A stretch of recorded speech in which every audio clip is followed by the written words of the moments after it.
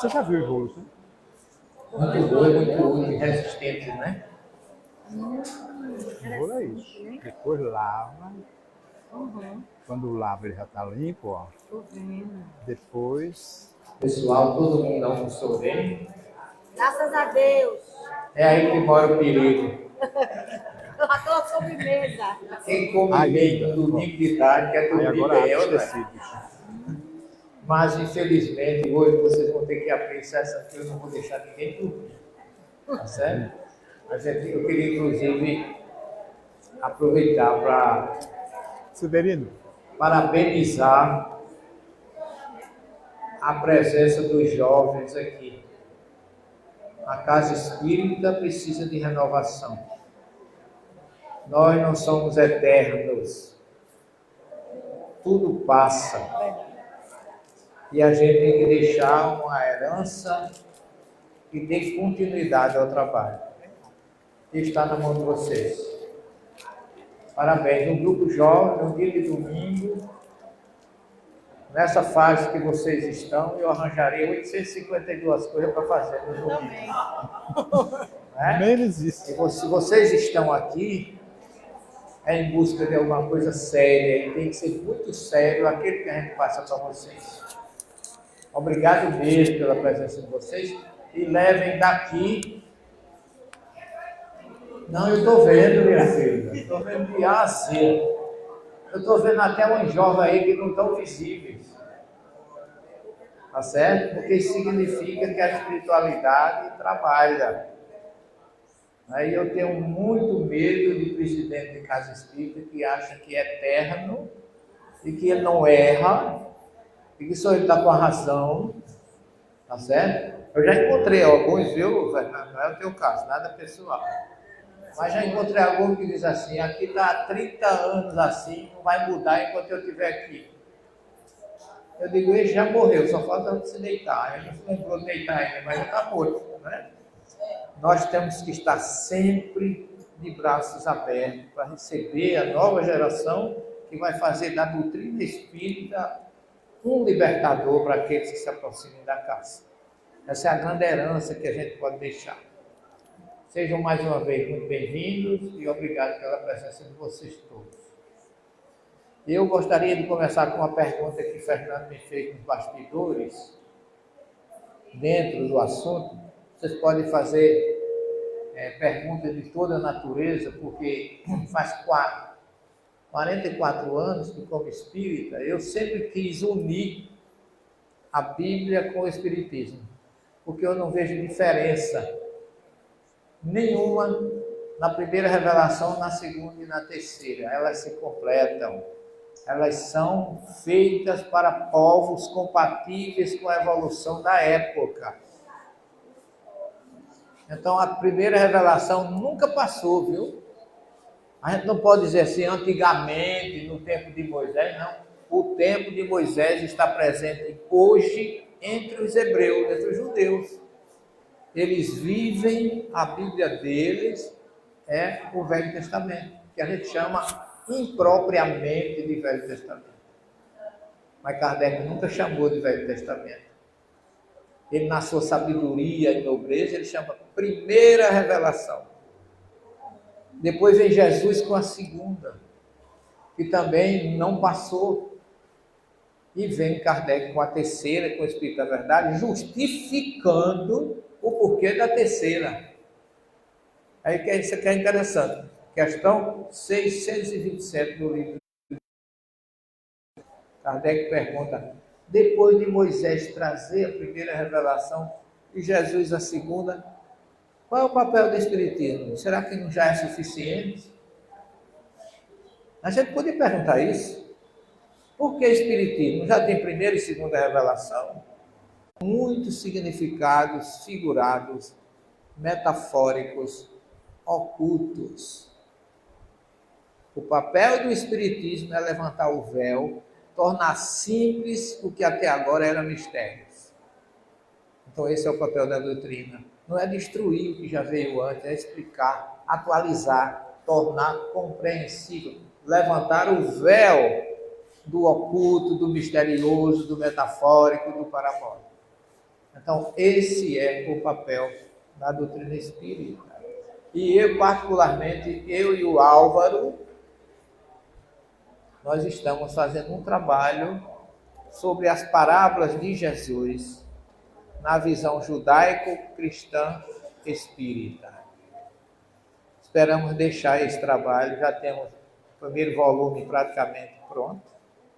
Esperamos deixar esse legado para os futuros, para jovens como vocês e outros que virão, terem um conhecimento melhor da mensagem do Cristo e de Moisés, pela doutrina espírita.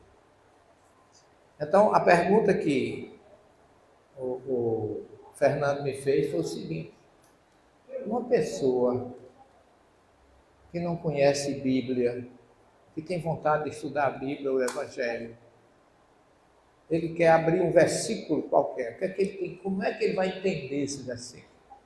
Excelente pergunta, Fernando. Eu vou dar uma dica para vocês. Qualquer versículo que você abrir de qualquer livro da Bíblia, não importa qual seja. Por exemplo, primeiro livro dos Reis, está lá escrito a história de profeta Elias, capítulo 17. Abriu o Rei 17. A história do profeta Elias.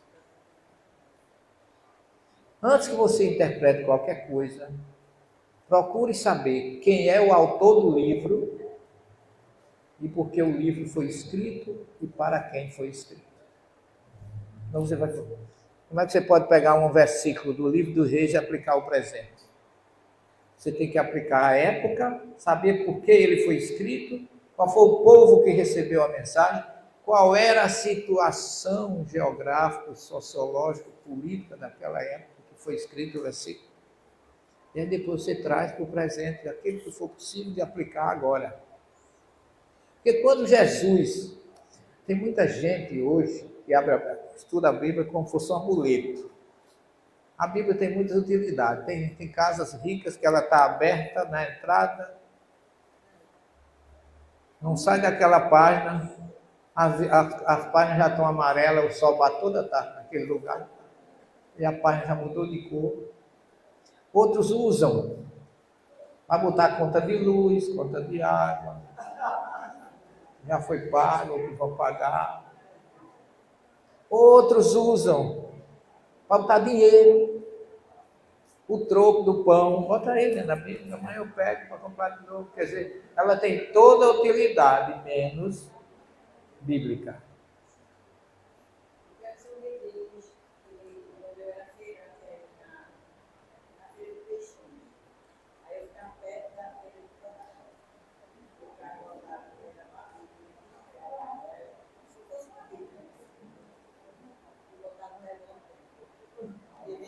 É outra utilização, né? Como bainha de revólver. Pois é. Então, pessoal, a gente tem que saber que a Bíblia não é um livro profano, nem é um livro escrito para mim nem para você. É um livro escrito para a humanidade, indistintamente.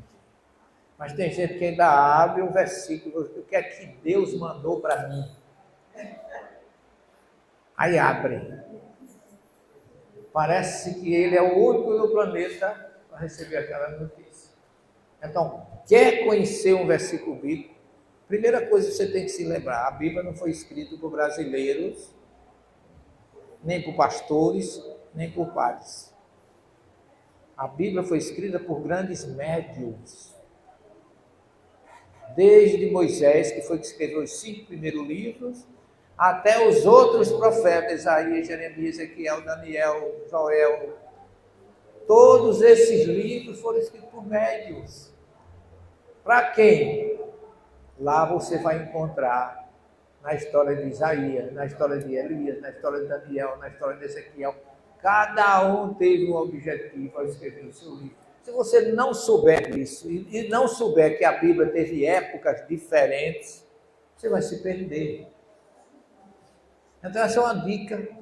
Você quer estudar o livro do Gênesis? De que trata o livro do Gênesis? É uma palavra grega. Gênesis em grego é origem, mas em hebraico tem outro nome, Bereshit. É o nome do livro, que significa, eu até traduzi lá de 1532 versículos. Levei 5 anos em parceria com o companheiro de Israel para traduzir. Se você não conhece a história do livro, Bereshit significa no princípio. Que é o nome do livro. É Bereshit, Shemot, Vaikra, Bamidbar e Devarim. São os 5 nomes do livro de Moisés. E tudo são nomes diferentes do Gênesis, Levítico, Número e Deuteronômio, que é o nome grego. Então, por isso que você se perde se você não souber, não aplicar esses princípios. Foi escrito por quem? Quem é o autor do primeiro livro? Moisés.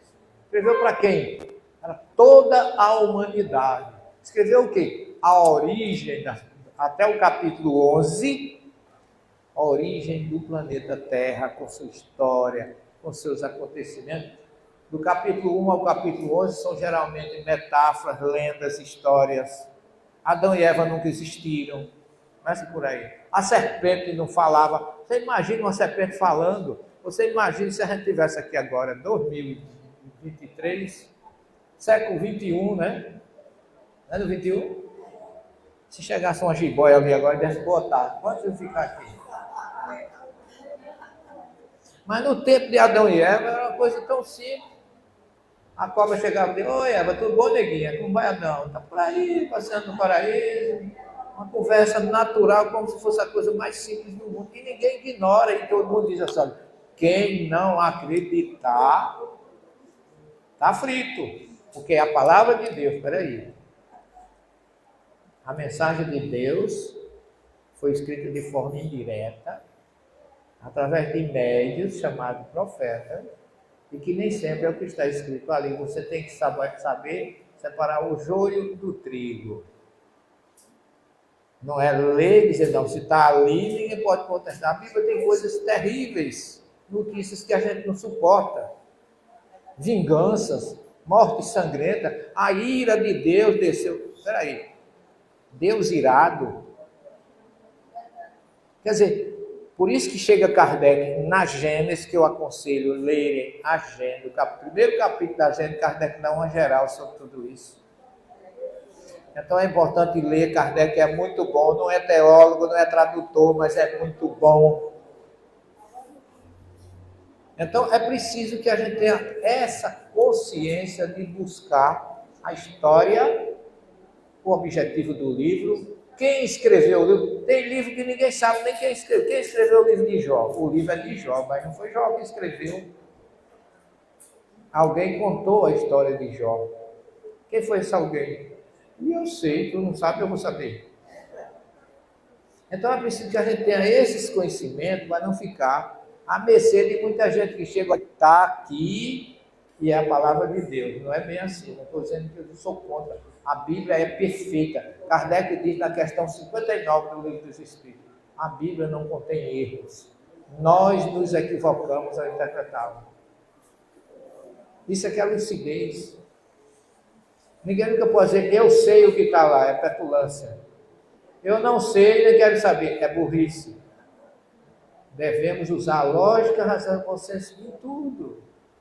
A Bíblia é um repositório de símbolos que só os grandes mestres da sua raça podem interpretar. E Emmanuel, na sua obra Caminho da Luz, e é verdade, nenhuma palavra do livro de Moisés é palavra, é símbolo, gente.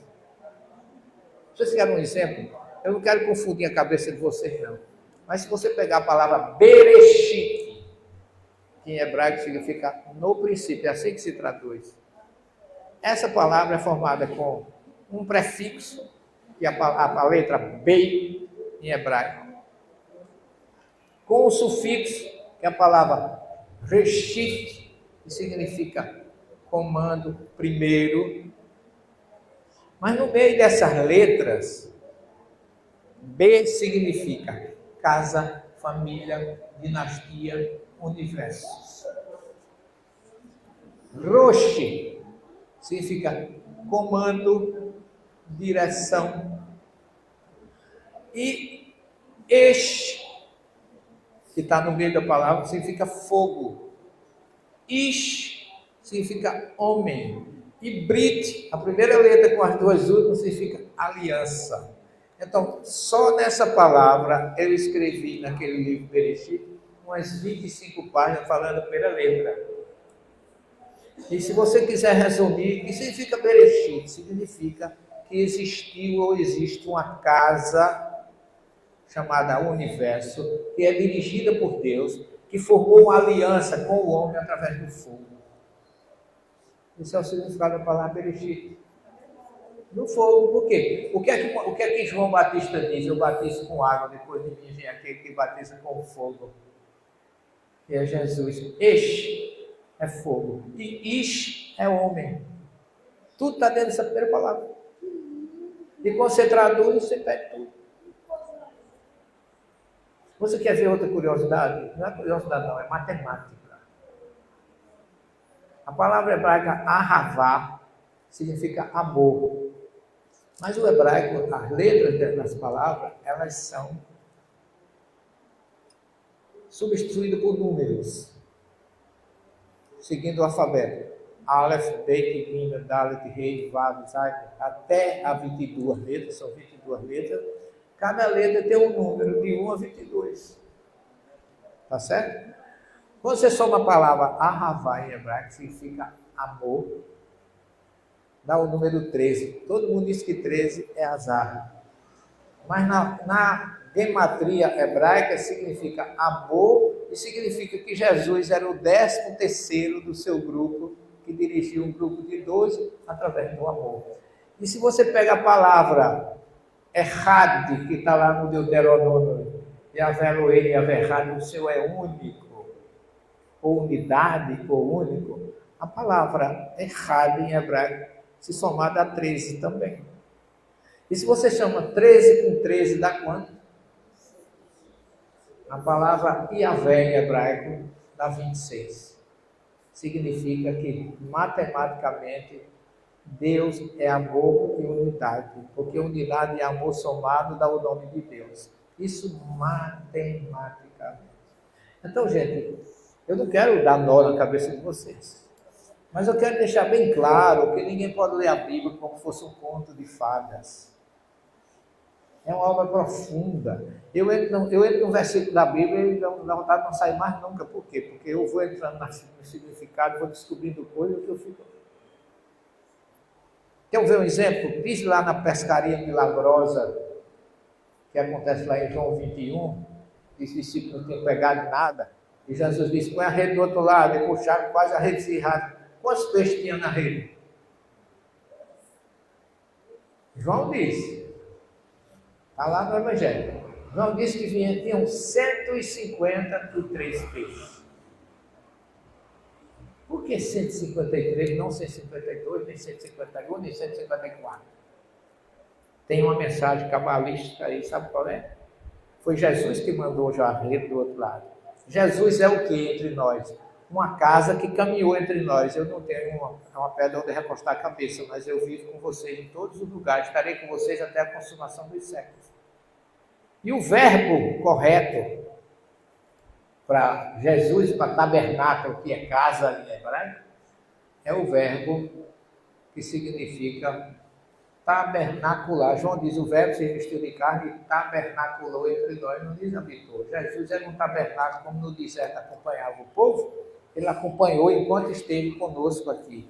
Então João está dizendo que aqueles 153 peixes que correspondem ao nome de Betsalel, que foi o construtor do tabernáculo, é um número que significa Jesus entre nós. Aonde vocês já viram isso na vida de vocês? Pois é, minha filha, ninguém vai atrás, fica traduzindo as coisas, ou decorando de uma forma indireta. E como diz os rabinos, a Bíblia tem 4 níveis de interpretação.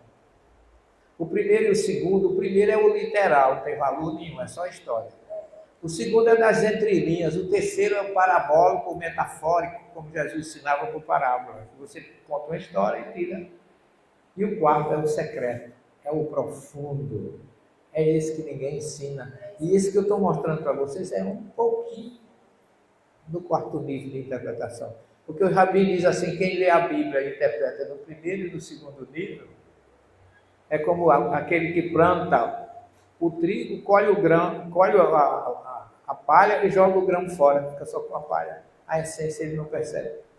Então, há muitas, com todo respeito aos pastores, a muitas pessoas que interpretam a Bíblia, eu acho que há muita inocência no entendimento. Por quê? Porque muita gente não se lembra que Jesus era judeu. Nasceu, viveu e morreu como judeu. Não pregou para judeu. Ou melhor, não pregou para brasileiro, nem para pernambucano, nem para olindense, nem para paraibano, nem alagoagrandense como eu. Não, ele pregou, Mateus disse, para o povo que vinha de ali, Jordão, de Jerusalém, de Decápolis, da Judéia, daquela região. O discurso dele serve para a gente, mas ele não pregou para a gente. Mas as pessoas acham que aqui foi Satanás, foi Jesus quem mandou para você. Não é bem assim, mandou para nós. Mandou uma mensagem universal. Aquele nosso livro último, Jesus, Suplicia das Nações, eu mostro isso, que Jesus não está em religião nenhuma, e está em todas. Ele nunca pregou religião. Ele foi um judeu que não pregou nem judaísmo da forma que se entendia. Isso é realmente, né? Por isso que o Sermão do Monte é um sermão de interpretação. Jesus disse assim, eu visto que eu disse os antigos, eu porém vos digo. Amai os vossos amigos e orai, amai os vossos inimigos e orai por aqueles que vos caluniam e vos perseguem. Porque antigamente dizia, amo o amigo e odeio o inimigo. Jesus não mandou fazer isso. Cada um tinha uma interpretação, sabe por quê? Porque imagine hoje como está a coisa. No tempo de Jesus tinham 6 divisões religiosas pregando e dizendo que eles estavam com a razão. Eram os fariseus, os saduceus, os escribas, os essênios, os zelotes. Fenícios? Não, fenícios não eram judeus. Não, eram grupos religiosos que seguiam a Torá de Moisés, dizendo que estavam corretos. E cada um achava que estava com a razão. E hoje? Católico, protestante, espírita, ortodoxo, grego, maronita, cópita, russo, cada um dizendo que está com a razão. Quem é que está com a razão? Então, essa fragmentação fica difícil para a gente. Por isso que eu digo, use a lógica, a razão e o bom senso. Use um Deus justo que não faz diferença entre você e ele, entre eu e ele, entre você e você. Todos nós somos iguais perante ele. Então, partindo desse princípio, a gente pode abrir um versículo da Bíblia e ver aqui. João, quem foi João? Não foi um discípulo de Jesus. Escreveu esse livro quando? Diz que escreveu na cidade de Éfeso, na Ásia Menor. Foi? Muito bem. Ele escreveu mais alguma coisa? Mais 3 cartas. Primeira, segunda e terceira carta de João. E mais alguma coisa? Sim, o Apocalipse. E mais alguma coisa? 7 psicografias para 7 comunidades da Ásia Menor. Cada uma dirigida a uma pessoa específica, numa época diferente, para povo diferente. Se você não tiver essa consciência, você vai vagar na maionese e não vai chegar a lugar nenhum. Ok? Cadê Fernando? Deu para melhorar ou piorou, Fernando? Deixei pelo menos um norte para você. Foi ou não foi? Muito bem. Agora tem uma segunda pergunta aqui. E as perguntas hoje vieram assim, eu não digo cabeludo, vieram de peruca mesmo, sabe? A segunda foi de Victor. Vá, meu filho, vá com Deus. Victor me perguntou sobre a questão do Espírito Santo. É isso? Quem é o Espírito Santo? Quem é o Espírito de verdade? Ele só quer saber pouco. Só essas 2 coisinhas. Mas deixa eu te dizer uma coisa, Victor. O Espírito Santo, da forma que é apresentado numa trindade, não existe. Certo? Eu provo isso só com uma frase. Você abre a Bíblia no Deuteronômio, capítulo 6, versículo 4. Que é uma coisa que o judeu reza todo dia. Yahvé Eloheinu, Yahvé Echad. O Senhor é nosso Deus, o Senhor é único. Se é único, não pode ser trindade. Se é único, não pode ser três deuses. E muito menos se Deus é espírito, como João diz lá no seu evangelho. Como é que Deus pode ser três pessoas? Alguma coisa está errada. Então, por isso que a doutrina espírita não é contra ninguém, mas não aceita a Trindade da forma que é apresentada. Porque o próprio Agostinho de Hipona, que escreveu a Trindade, um tratado imenso sobre essa história, ele não conseguiu explicar. E como ele não conseguiu explicar, foi o que fizeram, impuseram. Agora você tem que acreditar que é dogma, que é dogma não se discute. Eu passei por tudo isso. Eu tive um diretor espiritual que você não podia fugir dos dogmas da igreja, ele se escandalizava. Ele achava que você estava com pouca fé. Se você fizesse uma pergunta tipo, ô padre, por que é que tem pessoas que são inteligentes, tem outras pessoas que têm dificuldade, outros são excepcionais, outros nem se mexe, nem fala, é mitições. Como a primeira vez que eu vi uma criança excepcional numa cadeira de roda, a saliva escorrendo pelo canto da boca, a criança não falava, dormia, eu fiquei aquele aí, pô. E eu tenho que perguntar ao meu diretor espiritual, como é que Deus fez aquela criança daquele jeito e fez eu e o Senhor perfeito? Não disse que ele é justo? Eu não conhecia reencarnação, mas eu queria uma resposta. E ele levantou e disse assim, meu amigo. Quando ele dizia meu amigo, a gente já começava a rezar. Porque eu rezei tanto texto no seminário que ele me deu grosso. Para pagar as minhas, vamos dizer assim, ligeiras rebeldias. As perguntas que a gente fazia mais racionais. Porque Deus não é misterioso, não tem subterfúgio, a obra divina é magnífica. Você que muitas vezes não entende. Por isso que Kardec diz, o milagre é o desconhecimento humano. Porque esse milagre seria uma revogação da lei de Deus, ele não revoga as suas leis. Se aconteceu, é porque tem uma explicação sem ser mudar ou alterar a lei divina.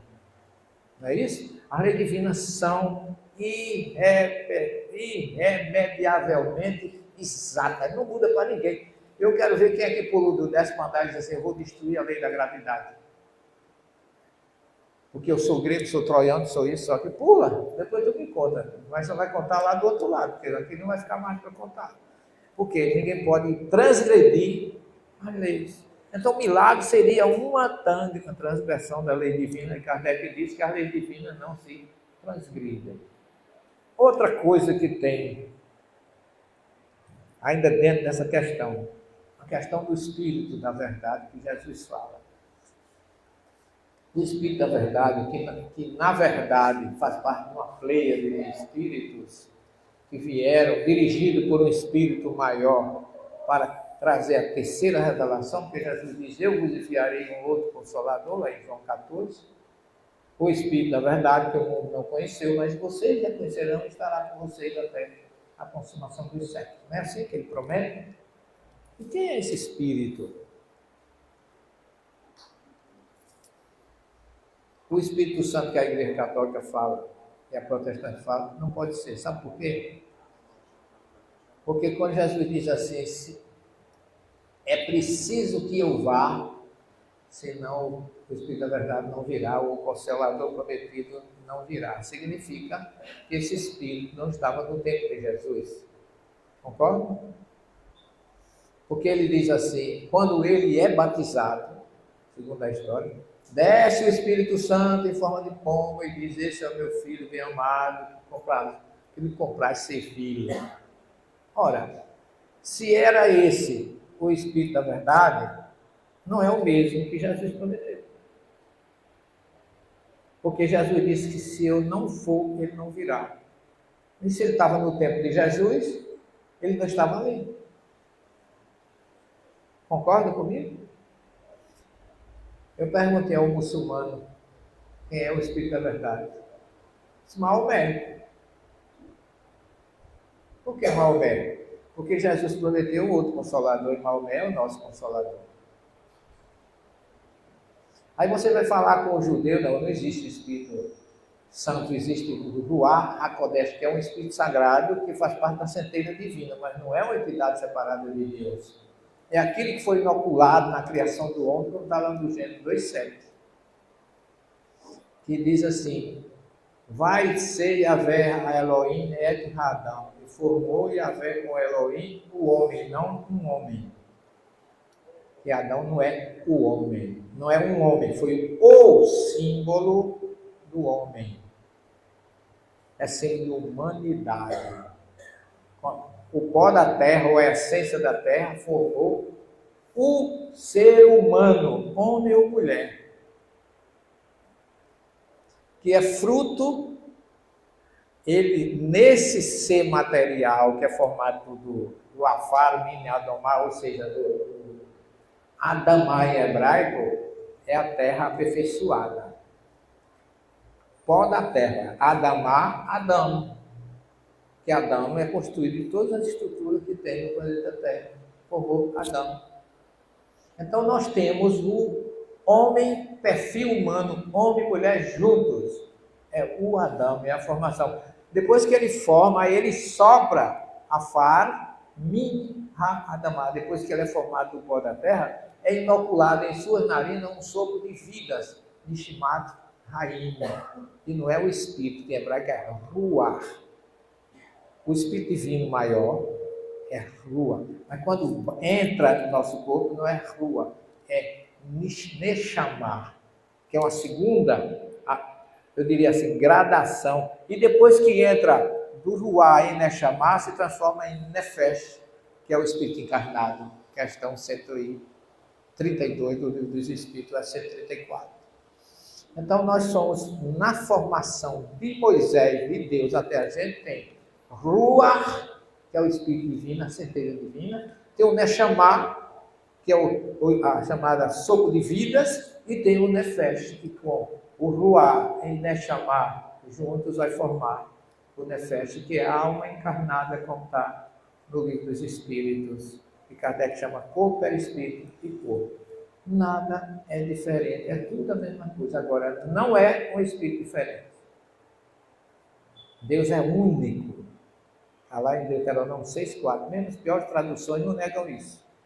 Está escrito lá, Deus é um. Se ele é único, nem pode ser três, muito menos três pessoas. Então, e o Espírito da Verdade quem é? Eu tenho minhas convicções de acordo com Jesus. Porque quando Jesus diz, eu tiro o chapéu. Jesus diz expressamente em Mateus 11, 7 a 14, falando de Elias, que João Batista é o Elias que devia vir. Por que Elias devia vir? Porque está prometido no livro de Malaquias, no capítulo 3, eis que vos enviarei o profeta Elias antes que venha o grande e temível dia do Senhor. Só que o profeta Elias viveu lá no tempo dos reis, 800 anos antes de Cristo, aproximadamente. Se ele viveu naquela época, e Malaquias promete que ele vem, Isaías fala no capítulo 40, versículo 3, endireitai vossos caminhos, preparai vossas veredas, referindo exatamente ao que João Batista responde, que é a voz que clama do deserto. Então, se ele é o mesmo que prometeu Malaquias, é o mesmo que prometeu Isaías, é o mesmo que fala Lucas no início do seu capítulo, que diz que João Batista viria com o espírito e o poder de Elias. E lá em Mateus 17, tem uma referência de Jesus, quando ele desce do Tabor, na transfiguração, o discípulo pergunta, por que dizem os escribas que Elias tem que vir primeiro? Acreditavam-se os escribas, que eram os grandes escritores da Torá, que Elias ia voltar ainda. E Jesus diz, Elias vai voltar para restaurar todas as coisas. Ou seja, Jesus ainda promete que Elias não terminou a missão dele, nem como Elias, nem como João. Porque ele já veio agora, mas não fizeram com ele tudo o que queria. Os discípulos desconfiados resolveram compreender que ele estava falando de João Batista. E não de Elias agora, mas de Elias reencarnado. Então, como Elias ainda iria voltar para restaurar todas as coisas, o que é que Jesus diz do Consolador prometido? Lá em João 16, quando o Consolador vier, ele vai relembrar tudo que eu ensinei, ensinar coisas novas. E Kardec diz no Evangelho segundo o Espiritismo, tudo que Jesus falou do Consolador prometido se enquadra muito bem na doutrina espírita. Então significa, na minha concepção, que o Espírito da Verdade é Elias que voltou, que é o Espírito que vem com Jesus desde a criação do planeta Terra. Passou por várias encarnações, uma das mais marcantes foi como Elias, defendendo o monoteísmo, e a outra como o precursor, que Jesus disse que ele era mais que um profeta, é um mensageiro de Deus, e dentro dos filhos de mulher ninguém foi maior do que João. É um Espírito que está com Jesus acompanhando o planeta, como eu mostro ali, desde a primeira pedra lançada, porque Jesus declara em João 17,5, Pai, chegou a minha hora, agora honra teu filho com a honra que eu tinha quando eu me encontrava contigo antes da criação dos céus e da terra. Quer dizer, Jesus declara que esteve com Jesus antes da criação do planeta Terra. Ele já existia antes da criação do planeta Terra. E como Emmanuel fala em A Caminho da Luz, que ele faz parte de uma pleia de espíritos escolhida por Deus para promover a vida em muitas partes do universo. Está lá em A Caminho da Luz. Fala Emmanuel, fala o próprio João, o próprio Jesus, em João 17,5, que ele veio para receber com honra esse planeta numa situação de expiação e prova, para devolver regenerado para Deus. Então, meu filho, eu não faço confusão hoje. Trindade não existe. Espírito santo como identidade separada. É uma centelha divina que todos nós temos, desde a criação do ser humano, como alimentador e o animador da nossa evolução espiritual. Eu não sei se eu piorei a tua vida ou melhorei. Mas, tem mais? Tem umas 85? Então eu vou chegar em uma pessoa 00:15. É isso?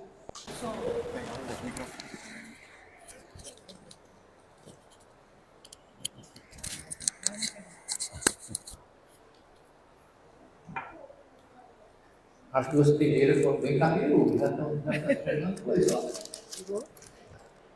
Só Fernando e Vivo tomaram uma hora. Tá? Boa tarde. A pergunta dos nossos irmãos é a seguinte: trabalho na psicofonia de uma casa espírita e sempre vejo em minha tela mental os espíritos como eles estão, onde estão e o que sentem. Isso é normal? Claríssimo, não é nada de anormal isso. Kardec declara na Gênese que nós podemos classificar o mundo, ou o planeta, em duas partes distintas. A parte material, que cuida da ciência, das coisas do corpo físico, e a parte espiritual, sendo a parte espiritual mais importante, onde está a verdadeira vida. E os médios que têm a faculdade da vidência têm essa condição de ver o mundo espiritual com maior clareza e com maior naturalidade. E os espíritos sentem-se felizes quando você vê e pode divulgar isso para que os outros não se enganem, não achem que a vida termina com a vida física. Nós estamos vivendo um mês a defesa da vida. E o Êxodo 20, tem lá uma passagem que todo mundo traduz como não matarás, e não é o que está lá. Lá está escrito lo titzar. Titzar não é matar, é assassinar, porque no judaísmo é diferente, matar e assassinar. Você mata alguém quando a pessoa pode se defender, ou pode matar em contrapartida, ou pode pular, ou fugir, ou se defender. Aí é matar. Mas se você amarra alguém e tira-lhe a vida, é assassinato, é diferente. Se você destrói as águas, as plantas, a ecologia do planeta, você é um assassino. Se você tira a vida de uma criança que está no seio materno, que não tem condição de defesa, é um assassinato, porque ela não tem nenhuma defesa. É um gesto de desafeto e agravo contra o princípio da vida, que só Deus que a deu é quem pode tirar. Então é um assunto muito forte a gente entender como nós temos que ter o conhecimento para poder nos libertar. Quando o homem conhecer realmente o significado da vida, ele vai valorizar melhor. Quando ele souber que não é a morte física que vai afastar o seu inimigo, pelo contrário, muitas vezes até aproximar mais, porque o espírito inimigo agora está livre. Você foi fazer um giro e acabou fazendo um giral, porque você agora não vê o seu inimigo, ele passou a ser oculto. E por isso, tantos casos de obsessões que existem por aí são consequências das nossas invigilâncias e da nossa descrença na verdadeira vida, que é a vida espiritual. E ninguém melhor do que o médium vidente para trazer esse recado que a gente acabou de receber.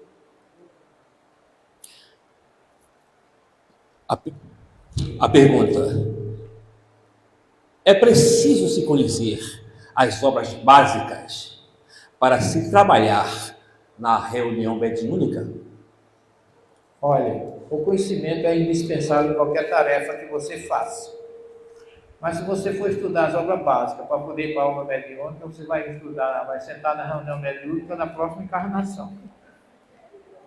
Não é? A gente tem que usar o bom senso.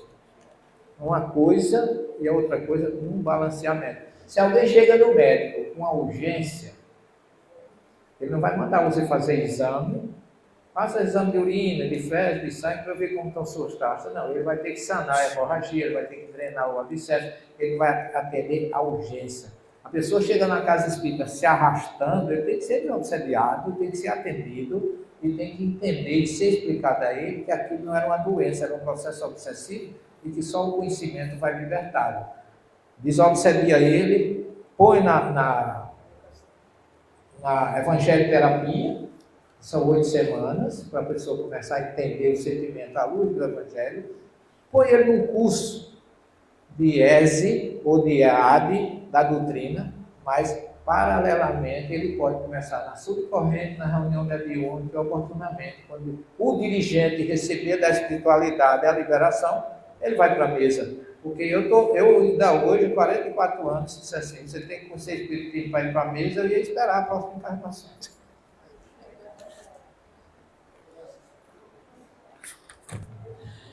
Seria possível o meu ente querido me dar informações sobre a sua condição espiritual atual? Aí ele faz um remédio aqui que... Qual é a minha mediunidade preponderante? Bem, vamos por parte. O Espiritismo não dá salto, nem generaliza, nem particulariza nada. Tudo tem suas atenuantes, tudo tem suas variações. A gente não pode afirmar taxativamente a evolução espiritual de ninguém. Tá certo? O que você pode entender com essa pergunta, se um ente querido pode vir trazer uma mensagem, é muito relativo. A gente tem que ter cuidado para não ser fruto de mistificações. A gente tem que lembrar o que dizia Chico, o telefone sempre troca de lá para cá. A gente não pode nunca prometer a alguém que a gente vai receber um parente dele para trazer notícia. Que é possível, e é mais do que necessário. A doutrina está aí para isso. Agora, a gente tem que usar o filtro sempre da lógica, da razão e do bom senso, porque muitas vezes tudo que se sabe não se pode dizer. Eu sou médium vidente. Quando eu comecei na mesa mediúnica, e ainda hoje, eu não aplico passe na minha casa. Porque é o local que é mais a minha mediunidade se evidencia, a mediunidade vidente é no passe. Sim.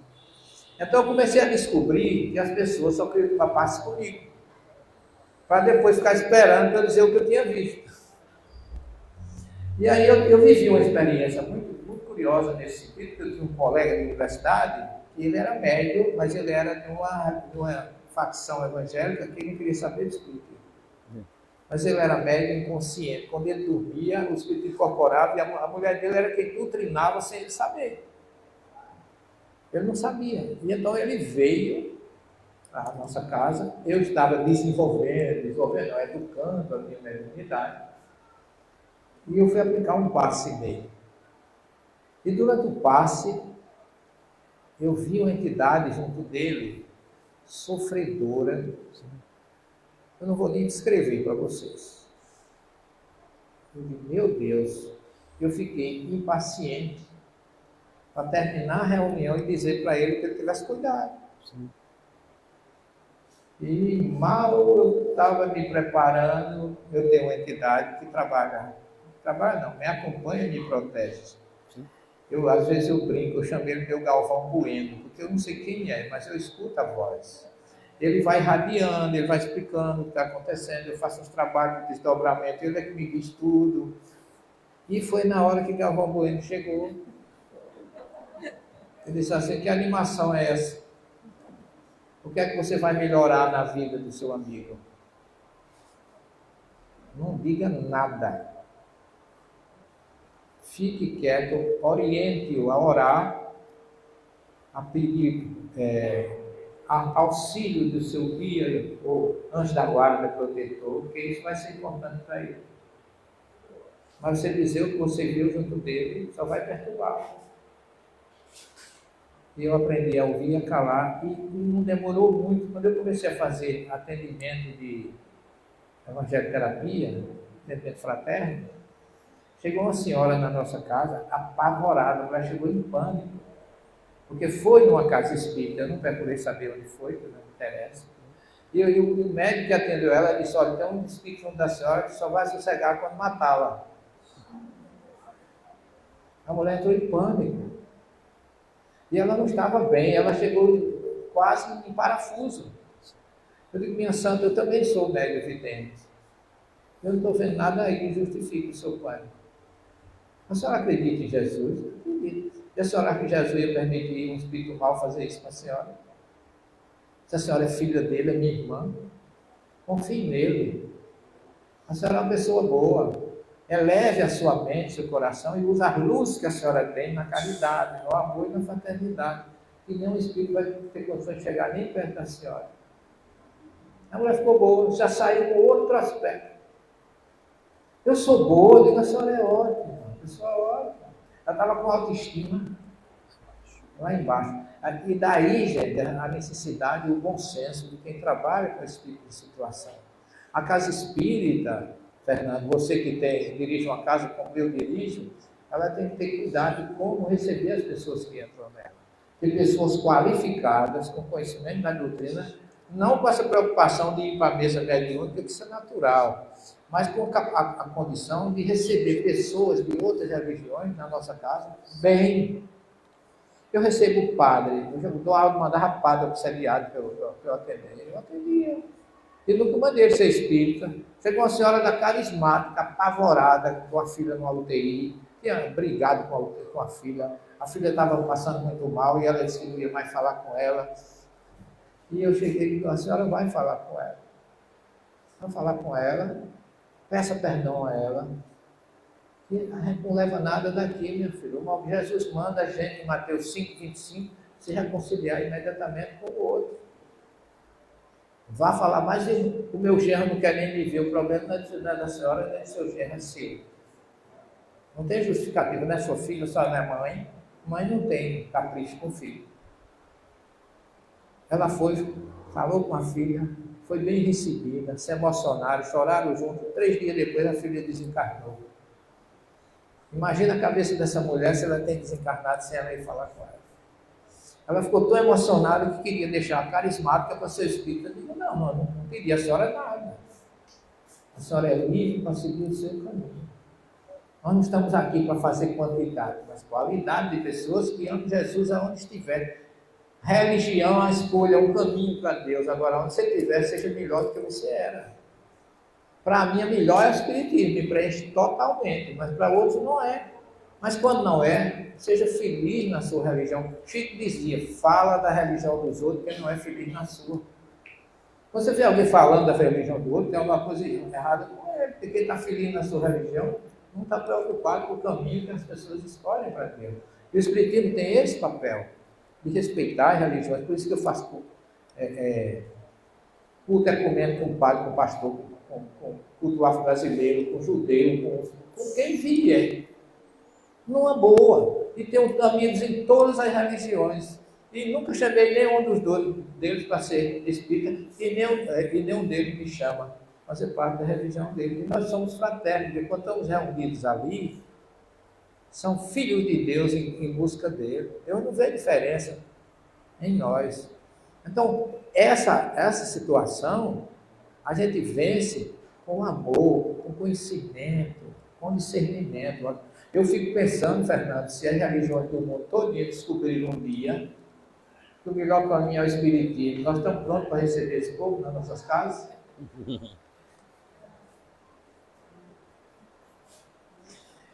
Eu vou contar uma pequena experiência nesse sentido. Eu tenho um amigo que é padre e é dentista também.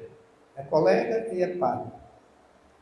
E ele fez uma viagem na Itália e estava com os problemas no meio da arquidiocese, todo canto tem política, em toda religião tem política. Porque, graças a Deus, o Espiritismo não tem, na minha casa não tem. Até na hora da eleição, o meu candidato é o Brasil. Ore pelo país, quem me pergunta qualquer coisa, ore pelo Brasil. Coração do mundo, pátria do Evangelho. Não temos identidade, receber com amor quem chega. Candidatos passam, e os colegas de classe e a família ficam. Os colegas de casa espírita também ficam. Então ele chegou com os seus problemas de hierarquia, ele estava muito feliz. Só que eu, humildemente na minha vidência, eu vi junto dele 2 frades e um bispo. Eu digo, pai, deixa eu dizer uma coisa, você tem algum preconceito com relação à religião? Eu não. Tudo bem. Tem 2 frades junto do senhor e um bispo. O bispo é um... Aí eu descrevi o bispo e disse, meu tio, com aquela clero, aquela... E tem 2 frades também. Você acredita? O que é que eles querem? Os 2 frades são franciscanos. Acompanharam o senhor desde que o senhor esteve na Itália, no Vale dos Leprosos, no Monte Subásio, onde ficava o ermo do Castro, onde Francisco dormia com os frades. E ele está dizendo que o senhor tem uma tarefa mais importante do que o senhor está preocupado nesse momento. O senhor tem uma tarefa com moradores de rua. Vá cuidar e ajudar os pobres que estão caídos na rua, esses esquecidos da sociedade, invisíveis. Vá trabalhar com eles. E se o senhor quiser participar, veja bem, o senhor...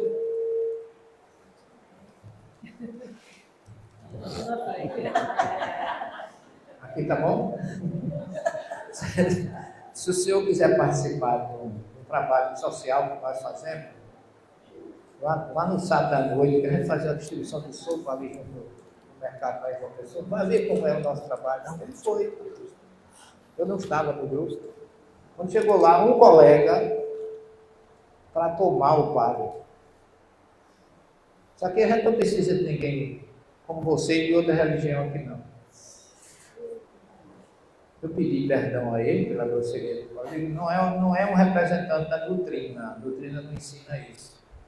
Perdoe que ele não estava num bom momento. Eu não quero nem saber quem foi. Mas não desista do seu trabalho. Ele fundou o trabalho de rua em João Pessoa e já está há mais de 10 anos com isso. Atendendo os jogados na rua. E sabe o que ele diz? Ele vai para o consultório. Como é que estão meus amigos aí? O que é que estão dizendo do trabalho? Estão lhe dizendo que o caminho é esse. É o que Francisco fazia e é o que quer que você continue fazendo. Gente, isso é ecumenismo, isso é universalidade. Jesus não vem dizendo eu vim para A, B ou C. E nós espíritas, porque temos um pouquinho mais de conhecimento, não somos melhores não, a gente tem mais responsabilidade. Precisamos não esquecer isso. A casa espírita é um oásis. É um porto seguro para aqueles que vivem numa encarnação adversa, com dificuldades. Receber indistintamente. Quem entrar por aquela porta é digno de respeito, atenção e receptividade. Não importa quem seja. Isso é o que eu acho que é importante para nós termos como mérito ou meta no nosso trabalho espiritual. A última... A última. Ok. Vamos estar falando sobre essa questão do o ver, né? Ou a visão espiritual, diz assim.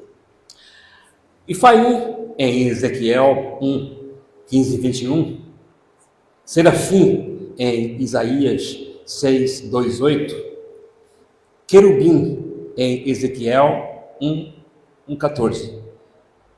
Aí diz assim: todos eles são anjos, porém, segundo essas passagens bíblicas, eles parecem mais monstros que algo belo e perfeito, com olhos gigantes, muitas asas em formato de círculos e aparentemente assustadores.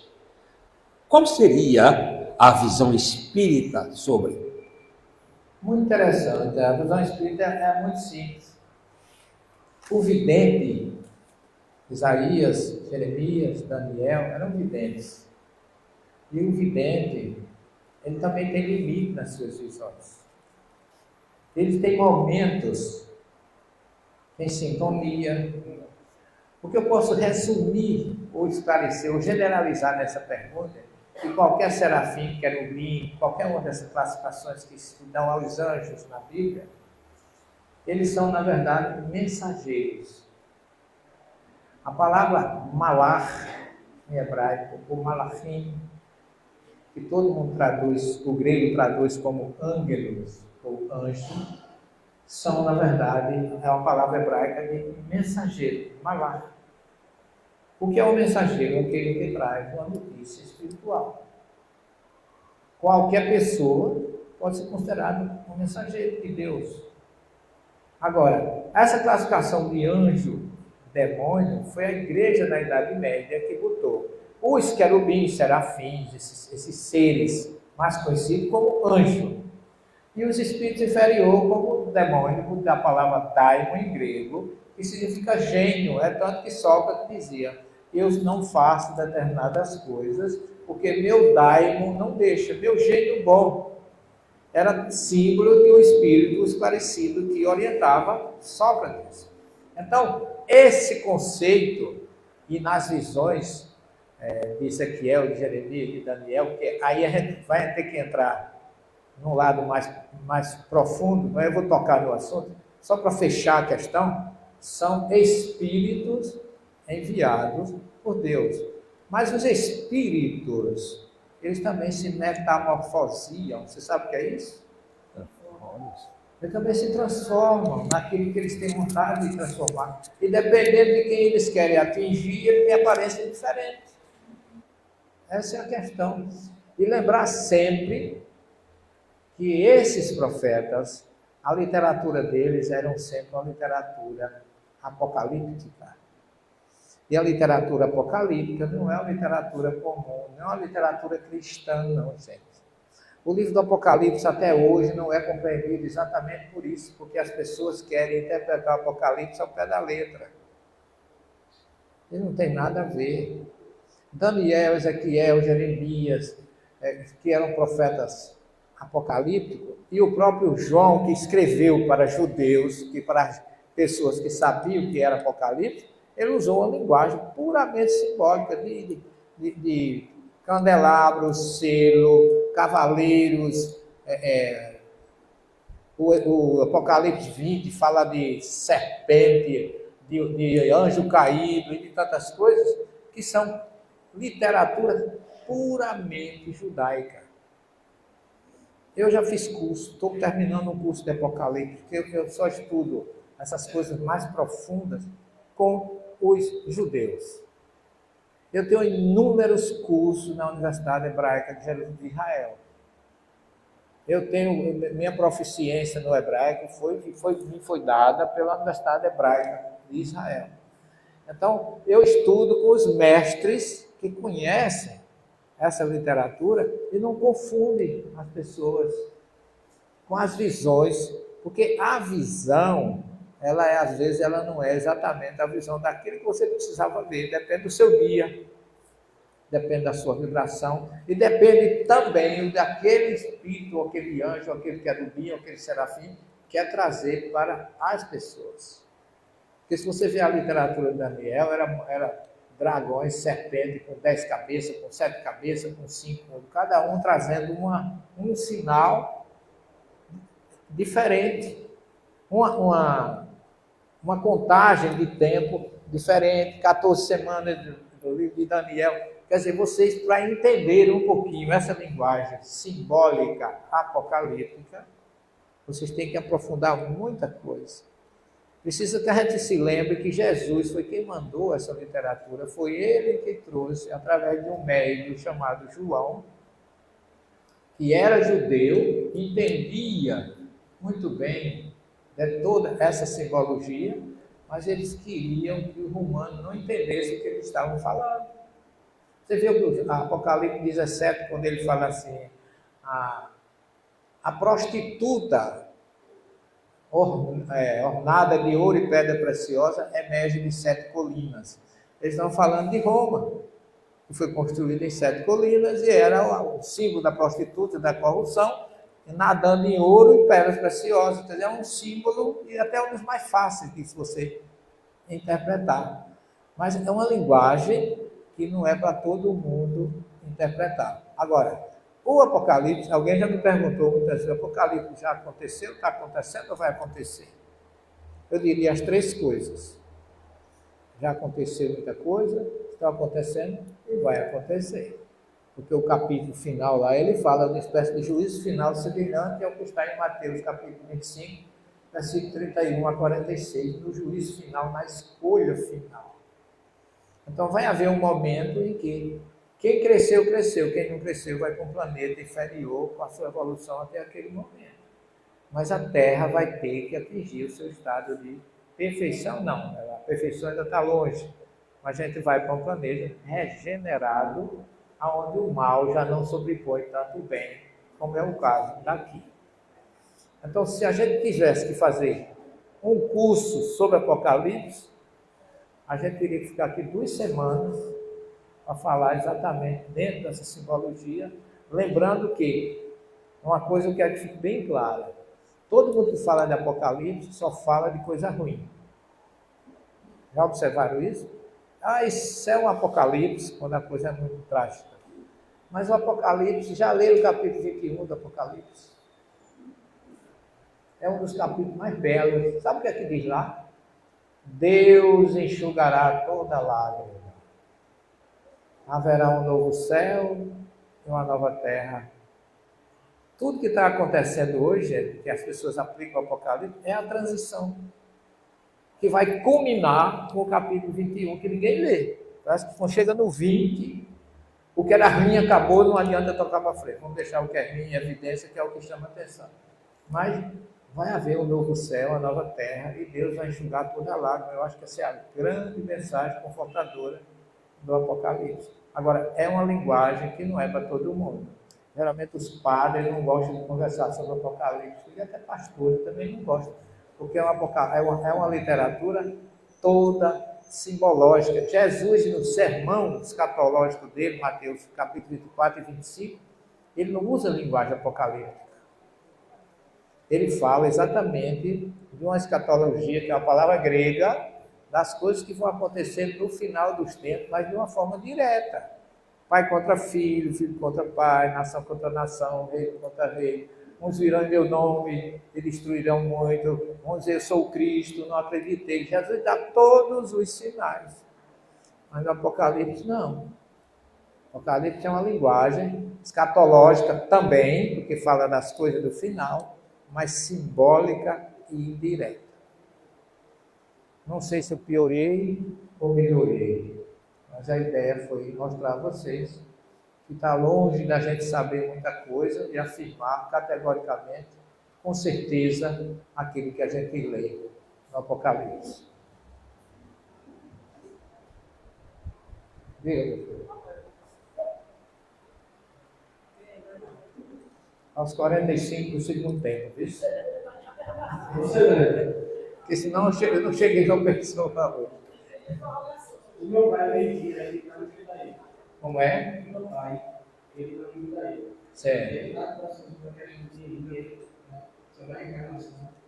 E ele disse que ele ia João Batista não pode ser reencarnado, porque primeiramente ele ia morrer, ele foi arrebatado.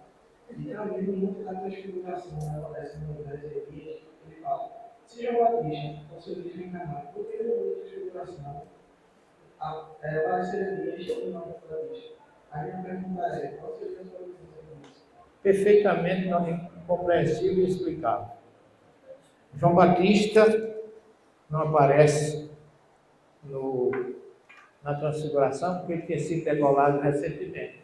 O perispírito dele estava sofrendo uma situação ainda de muita regeneração, que é uma consequência, no caso de decapitação, não sei que o espírito, porque ele era muito evoluído, mas como ele destruiu o sacerdote de Baal, ele tinha um débito e por isso ele foi decapitado. Mas Elias, se você diz que Elias não morreu, foi arrebatado, como é que fica Paulo na sua carta aos Coríntios, capítulo 15, versículo 30, quando ele diz que carne e sangue não herdam o reino dos céus? Se seu pai está no judaísmo, ele conhece Massá e Damo, que é carne e sangue. E no judaísmo tem dois significados perfeitamente distintos. O judeu não come sangue, ele degola o animal e o sangue vai para a terra. Ele só aproveita a carne, porque o sangue é vida.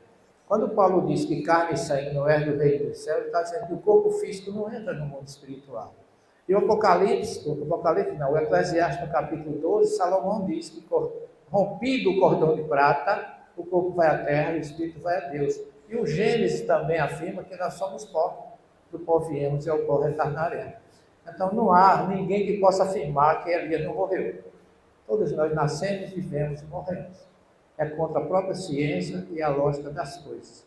E João Batista poderia ter aparecido, mas quem apareceu foi Elias, porque Moisés representava a primeira revelação, Jesus a segunda e Elias a terceira. E Elias veio exatamente para ratificar a sua presença e não que ele tivesse vivo. Ele havia morrido, que estava ali, era o perispírito dele. Como poderia ter também ser o perispírito de João, mas não estava com condições pela sua decapitação. Para mim não há dificuldade nenhuma de entender isso. Ok? Dê um abraço no seu pai, diga a ele que ele está numa boa escola. Eu teria muita alegria em receber. Ele fala hebraico, não? A gente podia até ter dado um treino, né? No hebraico. Gente, olha, já estou com saudade de vocês, mas era para ser 2 horas, já são 2h30. Eu vou para a minha terra natal, mas queria dar parabéns a vocês que não dormiram.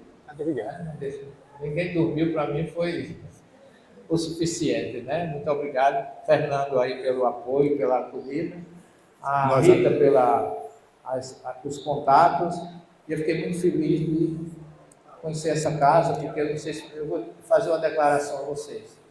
Eu estou aqui por causa do Dr. Bezerra de Menezes. Todo esse trabalho começou com ele.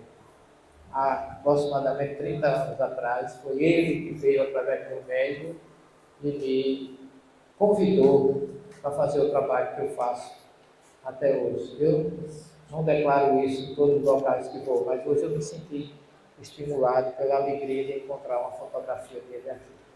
Um beijo no coração de vocês. Se alguém ainda quiser alguma autografia, depois a gente pode fazer. E eu acho que a época é propícia de vocês darem um presente de Natal já, preparando com um amigo, com uma pessoa. Um livro é sempre um bom presente. Muito obrigado a todos, uma boa tarde e até uma próxima.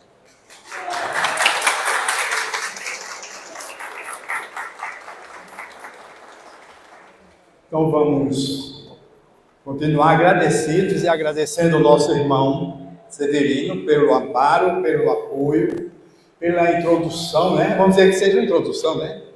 Uma abertura, né, para a Bíblia, porque a gente sente que no meio espírita há uma dificuldade do entendimento e não tem estudo da obra, não é verdade?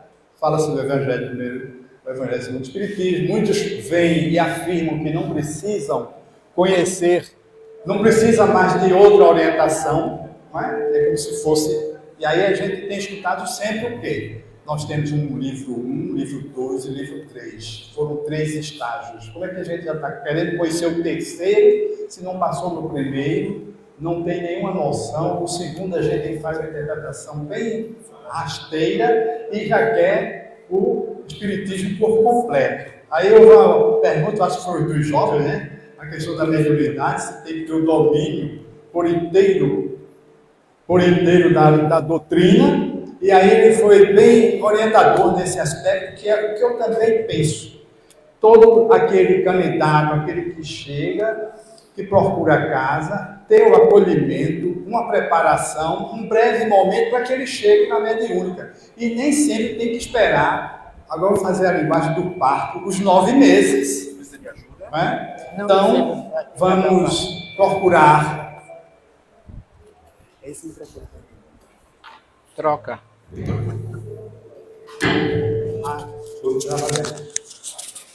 Muito obrigado. Então vamos Maravilhoso. procurar Muito ter obrigado um por responder equilíbrio bem. em nossos impulsos, procurar dialogar, gente, porque a gente, o campo mediúnico, antes de assumir a casa, eu já sabia que era um ponto complexo, e aí nós vamos prosseguir, já com saudade, como ele diz, né? Eu estava pensando ali, quando é que pode ser a próxima volta, ele foi dar essa deixa do Bezerra de Menezes, e eu fiquei com afoito agora. Eu quero que ele tem que escutar, já que ele teve desde a audiência, né? Quem sabe, 6 meses a gente se reencontra, hein, Severino? Daqui a 6 meses a gente se reencontra e conversa novamente. Faz uma manhã assim, desperta, né? Quando ninguém cochilou, a gente tem que ver a agenda dele. Eu fiz conta de 6 meses, mas ele pode estar fora do Brasil aí, fazendo os seus aprofundamentos no idioma, no conhecimento daquilo que Jesus colocou para nós. Então, um abraço, um bom regresso, uma boa viagem com a família, né? Não sei se ainda para em algum lugar para fazer algum relaxamento.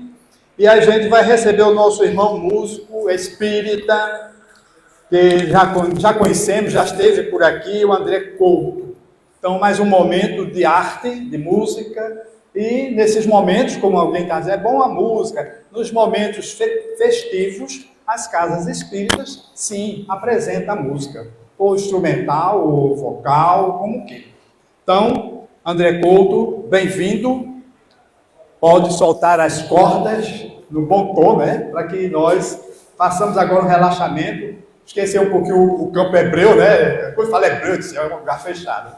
Se alguém quiser comprar quentinha, vem para vender. Sim, ó, chegou um orientador, assim, bem de longe. Como aí nós temos comida, as crianças não estão na atividade, e aí a gente teve uma aplicação de moeda na alimentação, nós estamos fazendo a quentinha pelos mesmos valores do almoço. É só dizer o que vai querer, e aí nem se preocupe que eu como um pouquinho. Faz a quentinha cheia dentro, que pode ser para 2, 3 pessoas, tá bom? Alguém quer fazer alguma colocação? Sim. Em breves momentos, ficaram 4 questões. A gente sabe que quando vai desdobrando, né? Aí olha para a hora, dá 18 horas, e o cara diz, eu não saio mais hoje, né? Quer vê-las e depois se mandar uma resposta para a gente procura trazer isso para o nosso público, porque no dia a dia a gente está aqui, e aí, como criamos um canal, fica mais fácil do que ele responder para um ou para outro separadamente. É uma proposta, uma ideia, uma hipótese, tá bom? Então vamos só aguardar nosso irmão André Couto se conectar com a sua instrumentação e vamos prestigiar o nosso músico.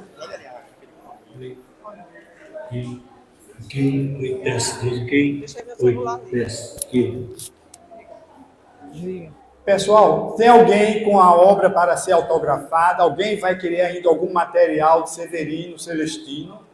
Vamos aproveitar que está aqui. Não paga frete, né? Já está em casa.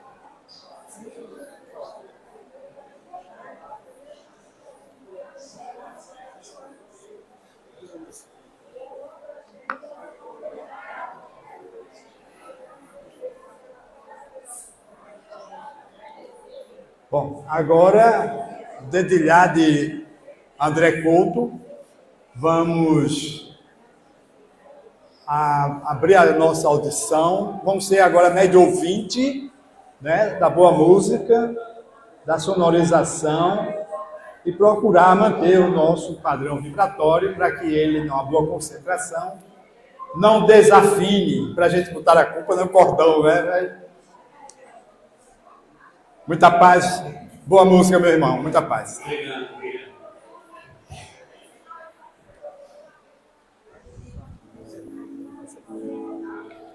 Mais uma vez, agradecido. Muita paz.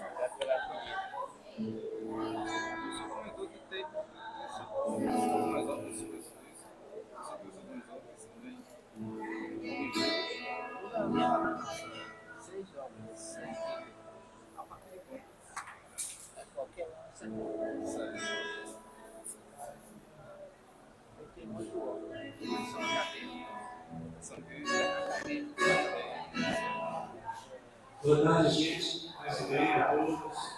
Alegria poder revê-los nessa tarde especial, nesse dia de aprendizado.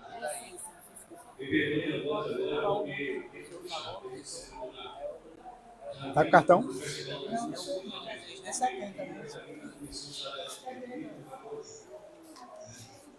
hoje pela alegria do primeiro.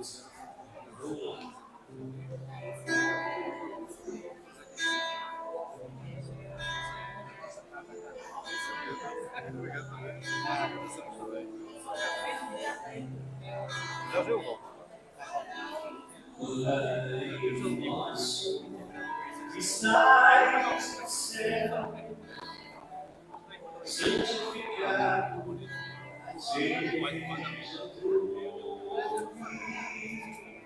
Venha a nós teu reino e seja feita tua vontade.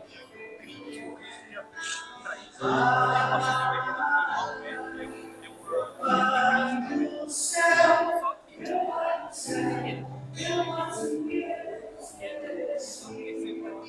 me esqueci, teu amor pela mim, pela mim, seja feito assim.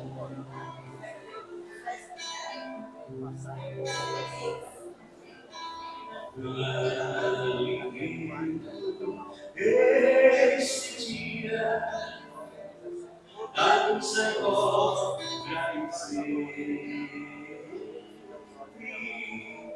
perdoai as nossas ofensas, quanto maior do que perdoamos.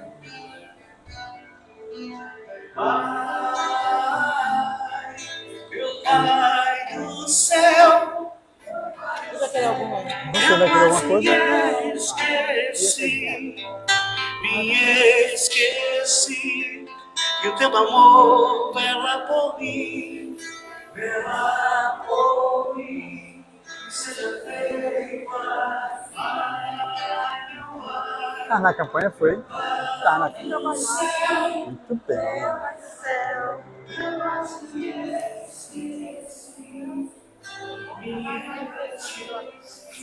E aí, minha irmã? Cadê os novos? Você quer a Leuta?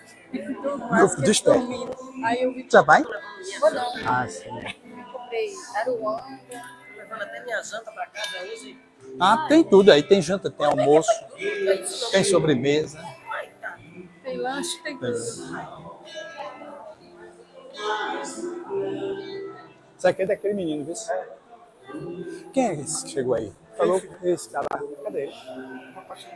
Ah, não, ele falou que já saiu. Ele já foi embora? Foi, ele já começou a fazer essa pergunta com uma mocinha fez. Não, mas o que sentou aqui e falou. Cadê ele? É um moreno, parece um índio. Cadê ele? Já foi embora? Não.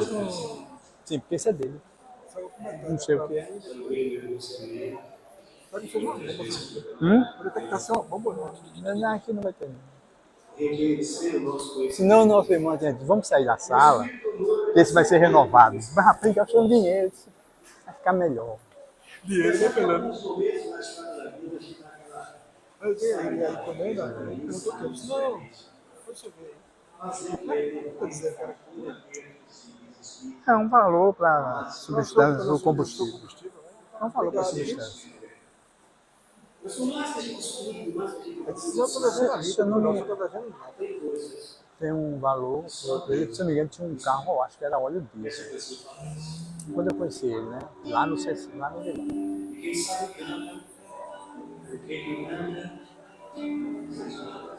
Aí eu tava pensando, será que daqui a 6 meses ele podia voltar?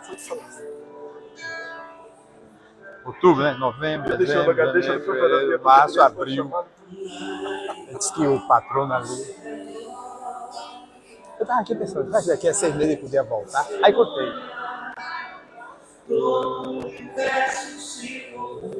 Prepara o cartão aqui, Madame que é livre. Ela tá com o dela lá. Tô russo. O pior é que é minha, se usar o cartão. Chegou 500 reais. Eu peguei no carro. Jogou no bicho.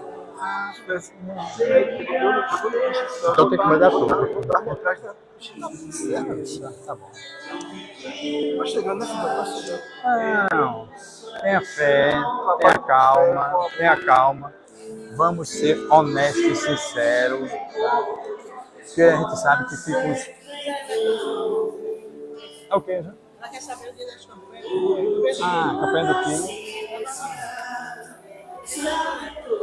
Mas aí, pelo que ela disse, Todos os domingos temos campanha na instituição. Hoje nós fizemos no Jiquiá. Eu não sei onde é o Jiquiá, mas a gente está na preparação aqui. E aí, saímos juntos para lá. Aí eu não posso vir com ele domingo. Vamos botar as que estão fora, tá? estou querendo começar, mas... Qual deles já está disponível? Pronto. Aí temos o terceiro domingo. Aí o terceiro domingo, vocês fazem como? Não, terceiro. Aí terceiro vocês vão para algum lugar, vem para cá, faz a preparação e vai aqui para o bairro Novo. Quer dizer que toda a preparação... A preparação é aqui. São todos os domingos. Todos os domingos, às 8 horas aqui. Ela queria que eu anotasse, mas Não, tem importância. todos os domingos a gente vem para cá, faz a preparação. Não, Quer saber os dias... Porque há várias pessoas, tem gente que diz, uma pessoa não disse assim. Não, é só o segundo e o quarto. Porque ela faz aqui. Aí eu fico na dúvida. Não, porque assim, como a gente tem todos os domingos tem café do quilo. Preparação é aqui. Porque nunca mais eu fiz campanha. Porque lá, eu estou lá no País de Luz agora, aí lá está sem campanha do quilo. Pronto, vem pra cá, convide os seus colegas. Seu povinho para fazer, mas ele não voltou ainda. Mas eu vou procurar Pode vir. Tá bom? Você é bem-vinda. Reuniões públicas, todas as quartas, todos os sábados, às 20 horas. Aí eu já... Não, porque a gente só não sabe fica. Queria voltar a fazer campanha. Pronto, o canal está aberto. Precisando de legionário. Eu não posso vir o próximo domingo, Não se aniversário do meu preocupe. neto, Não, ele vai é que sair. a gente faz no domingo que pode. Mas agora eu já sei, porque o domingo que eu puder, eu O vou. domingo chegou aqui 8 horas, o pessoal já está aqui na preparação. Chega às 8 horas da manhã. Porque 8 horas a gente começa a preparação.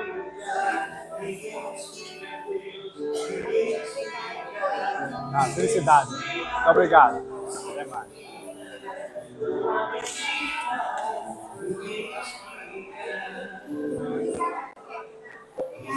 E aí, garoto? Rapaz, Cheguei atrasado, mas cheguei. Já Fiz campanha de manhã. ficou mole. Fica mole. Acaba chega depois do sol. Foi desse solzão. Ele também fez 8.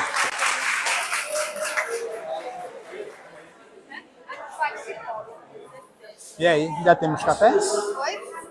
Ainda temos O café? café que tá me deixando em pé. Graças a Deus. E o almoço? E o almoço, né?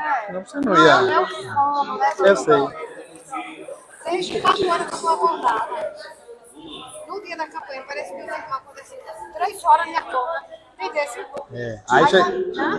Aí chega essa hora, tá morrendo. No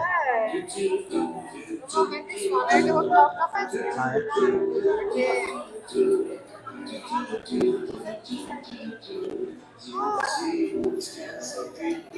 Esse tá quente mesmo.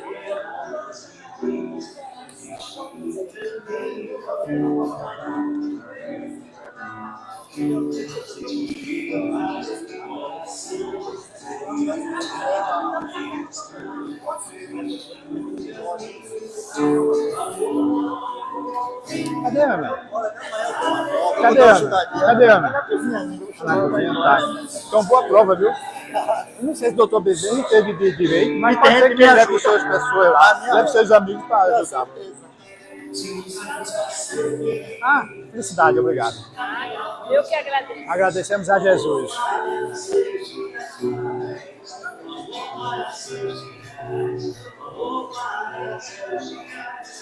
Como é teu nome? Edivan.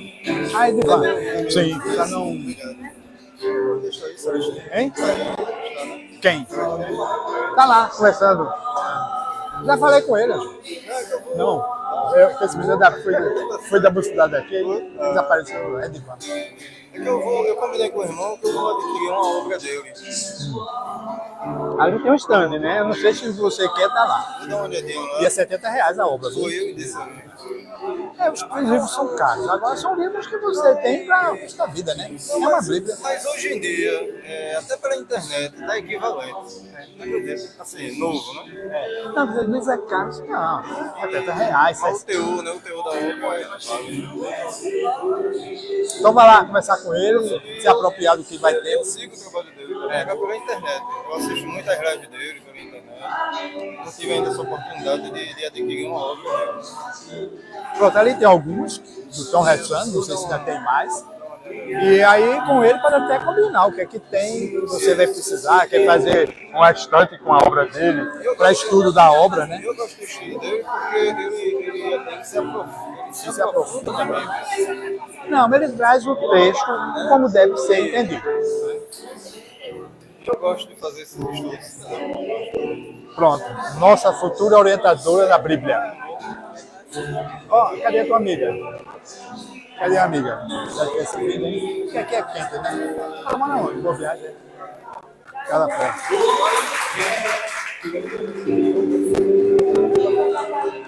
Oi? Trouxe essa minha vizinha É, só para me- participar. Até o prefeito. Não diga assim, é esse trabalhador da casa também. Melhor. Mas Porque... esse soldado no quartel que trabalha, se não vai pro fronte, reclama. Ela é do Ceúde, ela é Muito bem. Você também é palestrante, né? Ah, Você quem? também é palestrante. Não, eu fico arranhando por ali, mas é muito.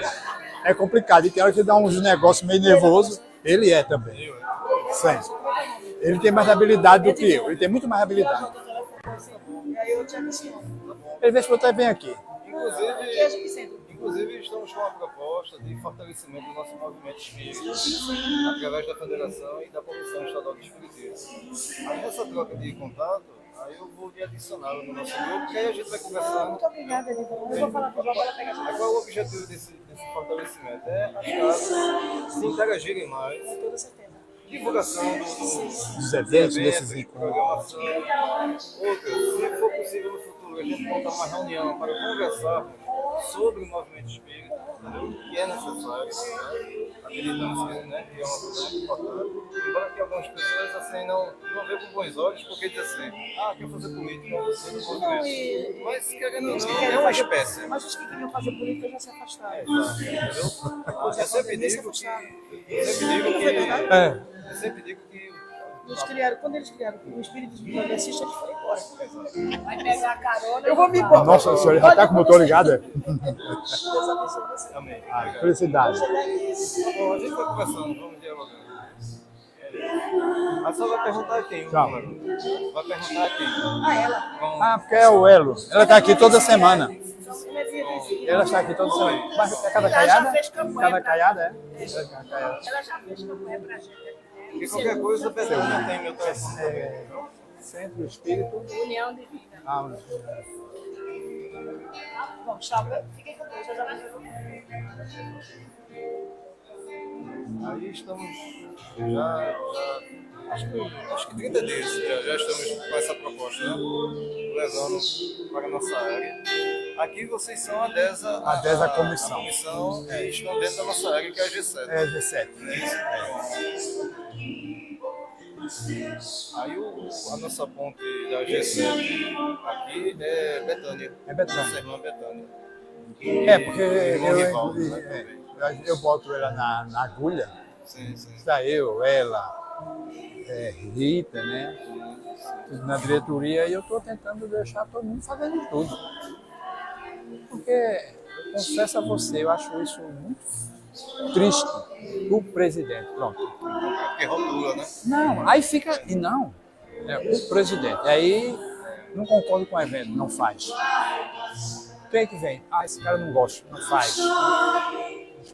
Bola um assunto, vamos fazer, vamos. Entendeu? O único que a gente tem que ter cuidado, porque se deixar, a turma quer trazer de tudo. Aí não, peraí. É espírita, tem uma colocação bem feita, então traz, não é um problema. Ele é um budista e veio falar do. Traga. Vai baixar o santo? Baixa não, só se você evocar. Pronto, olha, o Severino deu uma explicação muito profunda, gente. Tem que abrir as portas. Vem jovem, vem ateu, vem. Atenda, né? É como se fosse um trabalho interreligioso. Se o Espiritismo é dar continuidade à casa do caminho, como é que você vai fechar portas? Aqui a gente está com um problema. De repente chega a gente só sabe o nome dele, é Ricardo. Como faz ele entrar e sentar aqui, assistir a reunião, como ele botar as coisas aí, lava o rosto, vai tomar banho, volta, pede comida, senta, depois, se eu quero, vai buscar mais. Aí ele fica, de repente ele desaparece, quando vai olhar, cadê o livro? Ele levou. Aí tá policiando, não é isso. Tudo que ele resolve ele levar, porque botar na sacola. Mas a gente não bota ele para fora. A gente só tem cuidado quando está na reunião, que ele não. Mas já viu que ele entra e senta. Vamos acompanhar só.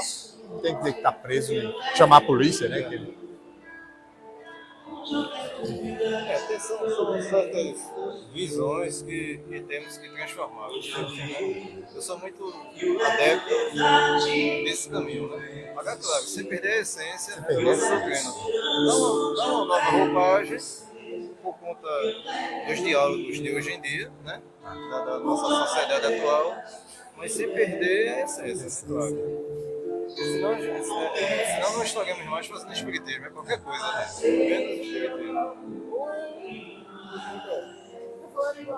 Menos espiritismo. Chega assim, Foi, cheguei agora. a porta do negócio é conselheiro. Tá.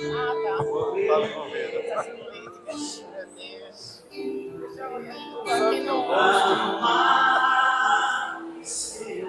Minha vizinha, né? Isso que eu vi aqueles meninos aqui. Fiquei na minha cara. E qual é a instituição? Qual é a instituição dela? É SEAC. Centro Centro da Várzea. Perto da Federal, né? E também ela passou um bom tempo comigo, fazendo uns estudos já na minha casa, tá vendo? Os 2 livros, uma doação para a nossa livraria, para que a gente possa estimular ao estudo para queira. depois a gente vai ver no futuro essa reunião mediúnica da tarde do sábado. Não vai ver, a gente vai ver se faz estudo. Aí pode ser evangelho. Estudando, procurando entender pegar versículos. Tem Mildinho, né? Você conhece Mildinho? Você conhece o Sim, o estudo de Mildinho, do Evangelho. Depois você bota no seu YouTube. Mildinho. Elias. Mildinho. Elias. Luiz Elias. Ele está liberado já. E depois eu pergunto, essa pergunta, a princesa que afirmou o príncipe Chimé. Oi? Severino vem de carro. Ele vem de carro. O genro dele é o motorista. Cadê ele? É livraria para estudo. Não é livraria, isso é estante de estudo. Vai deixar um. Aí a única bota, se for o caso, o carimbo do CNPJ neles. Já tem um que é para estudo, tá? Depois você vê como. Cadê ela? Simone Oliveira. Simone, os livros da biblioteca ficam aonde? Aí a gente vai botar carimbo do CNPJ. Vai chamar a atenção, só para não. se você tem. Eu tenho um dele, mas são um dos mais antigos. Esse é, acho que, mais novo. Eles são mais novos. Lá é a comunidade dos 70. Qualquer livro dele é 70. Porque toda a renda é para Pra cada espírita. Aí aceita cartão de 20 e toda faz. casa espírita, né, que trabalha séria, é tudo revertido. Pronto, aí esse aqui. Deixa eu ver. Tchau, meu filho. Felicidade. Eita, onde é que tá meu óculos? Ah, não, tá aqui. Não, você guarda ele direitinho. Terceiro domingo. Aí me liga aqui, aí eu fiz, aí eu deixo. Simone é da biblioteca. Aí ela já vai botar carinho no CNPJ, só para chamar atenção.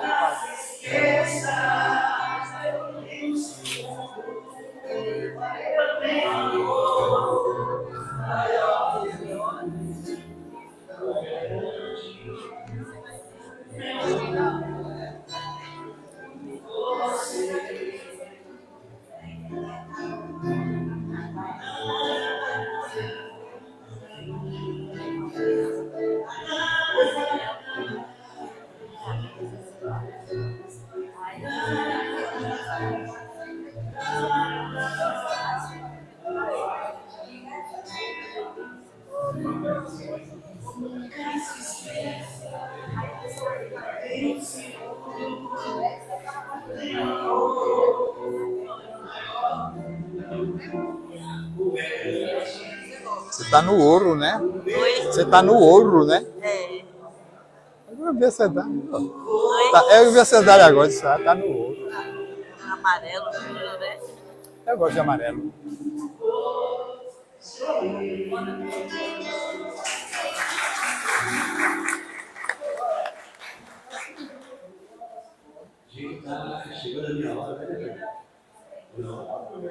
Ah, chegando a sua hora aqui? Não, meu filho, vai pra casa. Aqui não. Não, e aqui não. Já chegando a minha hora, aqui não. A gente vai ter que explicar um monte de coisa. Chama logo o presidente, né? Deram almoço a esse rapaz. Aí veio de outro evento, deram um cafezinho. Deram água a ele. Você quer o presidente, eu ofereço um lanche. Cadê a sincerona, né? Aí, o pessoal que faz o convite às vezes não planeja assim, o lanche. É porque também está fazendo isso pela primeira vez, posso dizer, né? Esses eventos assim.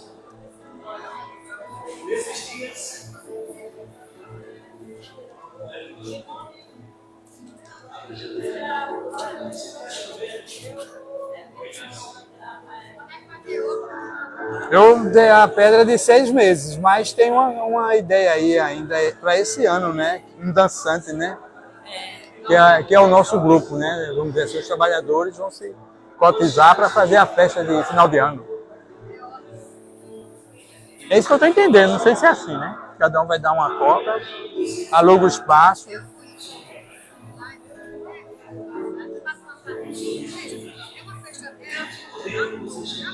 Ângela, é dele. É dele, eu sei. Tô olhando, é dele. Era Ivan.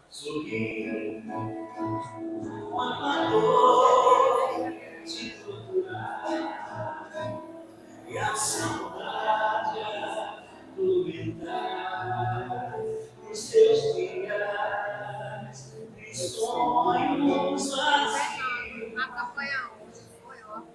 Eu enchi 2 vezes o sábado, Ora, vice. Tu ora. Agradece a esse povo. Agradece a esse povo. Você não esperou completar, né? Ela não esperou. Ora, agradece a esse povo. Quando o sol e sentir uma coisa que eu vou te falar. Uma vez eu já disse, não sei se você estava na rua, uma coisa muito importante. Todo mundo fazer um mês lá, outro mês outro lado, outro mês outro lado. Porque se eu não tivesse ido hoje, tinha tido uma dificuldade para fazer aquele lado que Maria fazia. Porque não tinha quem soubesse. Entendeu? É, conhecer a redondeza. Você não quer que eu faça do seu lado, faço de Roberto e faço do outro. E o mês passado eu fui lá. Aí esse mês não tinha, ninguém sabia direito. Aí eu disse, eu vou falar com o pessoal. Não, mas é para fazer mesmo. Para cada, não fazer só, não só fazer para o seu. Eu estou errado, só faço no meu canto. Olha, se disser assim, Porque eu preparo. não vai, ninguém souber, eu sei fazer lá. Porque eu já fui os três. Aí eu disse, olha, tá vendo como é bom a gente conhecer os três lados. Eu conheço só um lado. Um lado eu faço de olhos fechados. O outro lado já fiz 2 vezes. Mas ainda era com Ismael. Eu tenho que voltar para avivar e depois fazer aquele ferrolho que vocês fazem, né?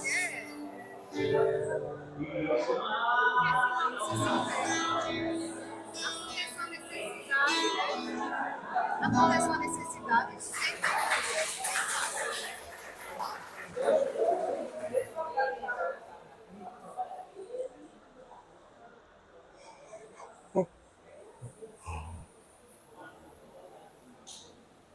Quem quer cantar?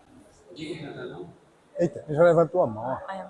Não, não faz isso não.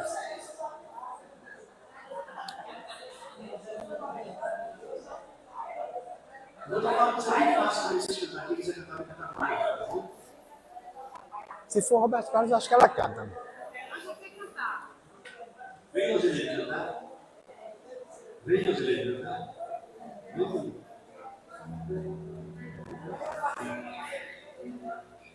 Esse é fácil.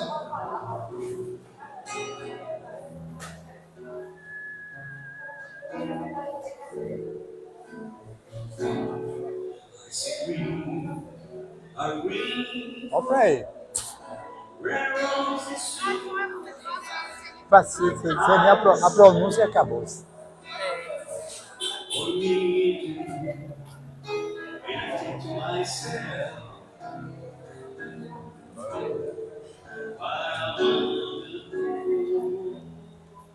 Menina, vocês se confundem mesmo. Se não olhar direitinho. Você estava chegando atrás de mim, eu comecei a falar para ela responder, né? Aí eu olhei do lado, sabe? Vambora, ela... viu, diretor? Vambora. Cadê o diretor, meu filho? Meu presidente. Cadê o seu presidente? Às vezes o pessoal Tem que olhar, meu. ela. Aí eu disse, pelo biotipo aí. Não, ela disse que eu venho pegar a comida, que tá tudo aqui pra mim, não sei o quê. Ele ia pegar, né? Comprar não. Aí eu ficasse calada, aí eu olhei e disse. Ainda bem que eu não disse coisa desagradável. Ele tava falando de ninguém, né? Não, porque às vezes. O quê mesmo? Vou. Ele já terminou? Olha, para cantar, ele tá chamando lá.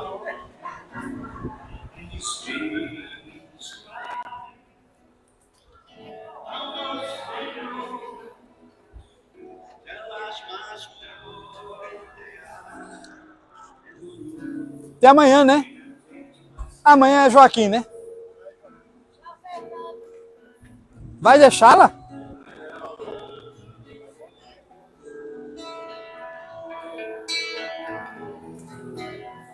Mais uma vez. Comes the rainbow. In the skies of the face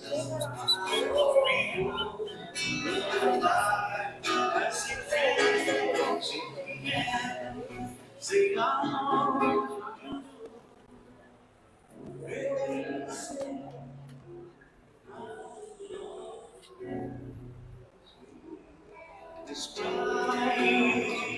Almas dentro delas mais demorou e atento ao céu. Where I wander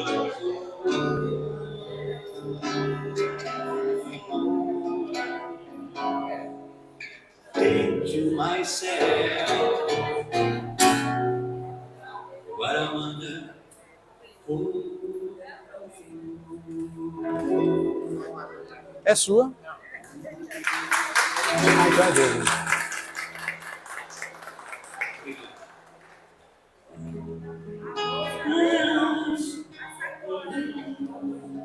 A sacola.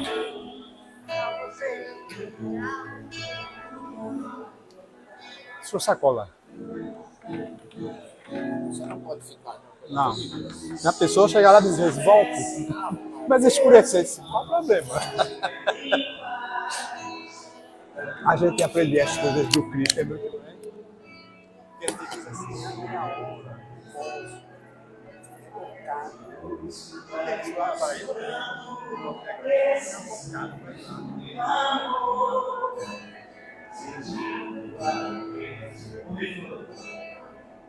que nossos corações isso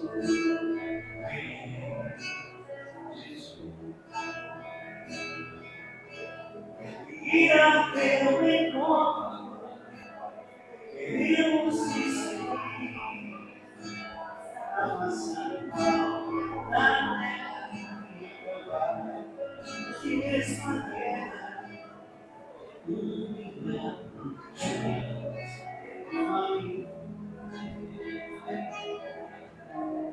e a teu encontro queremos te seguir avançando uma terra que mesmo a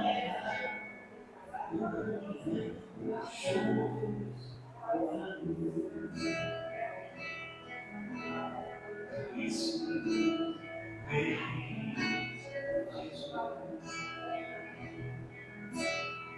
isso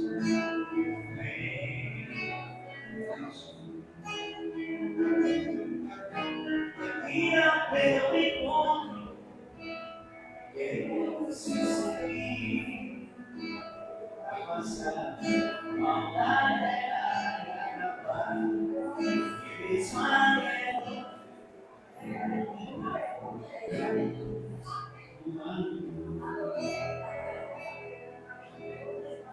isso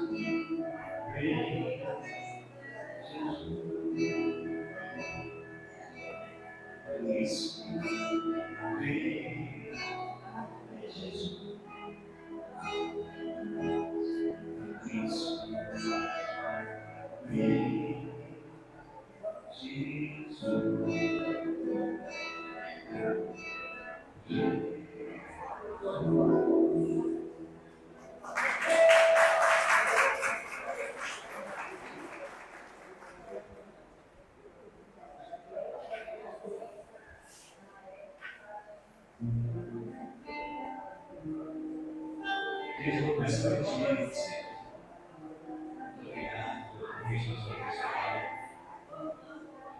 você comigo.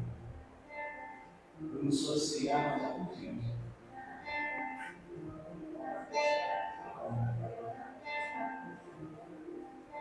Também não falo que é assim.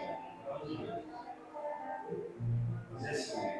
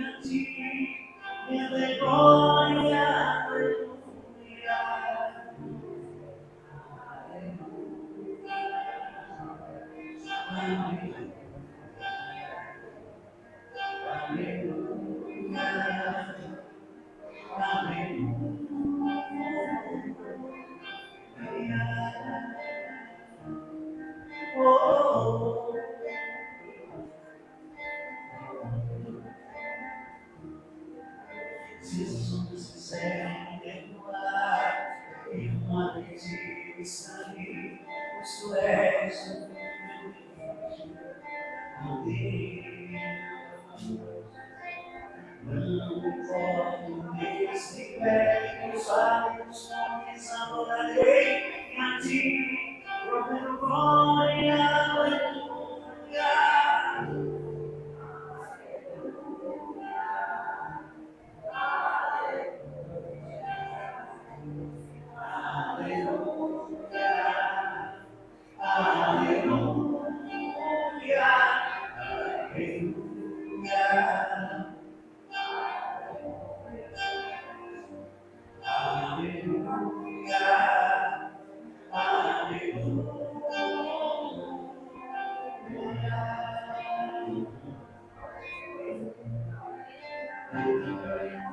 Senhor, preciso te olhar, ouvir as batidas do teu coração e me esconder aos teus pés. Toda minha alma pertence a ti, os anjos eu cantarei, tu és santo, exaltado, aleluia.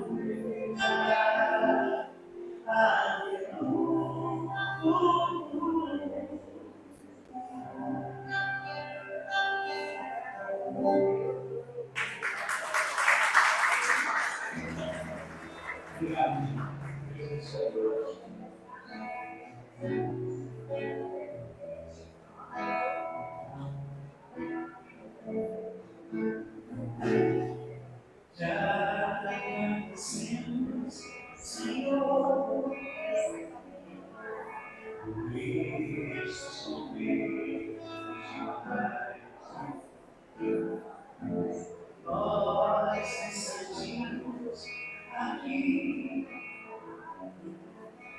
em corações para Deus, mas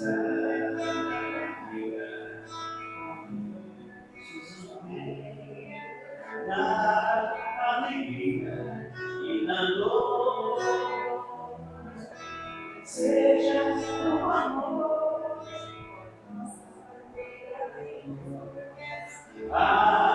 Quando vence Jesus, seja o amor, nossa verdade.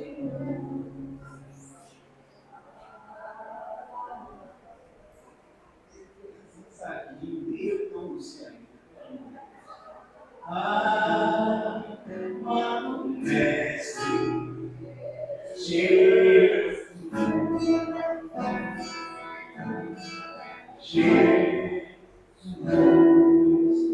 ele vive e reina entre nós.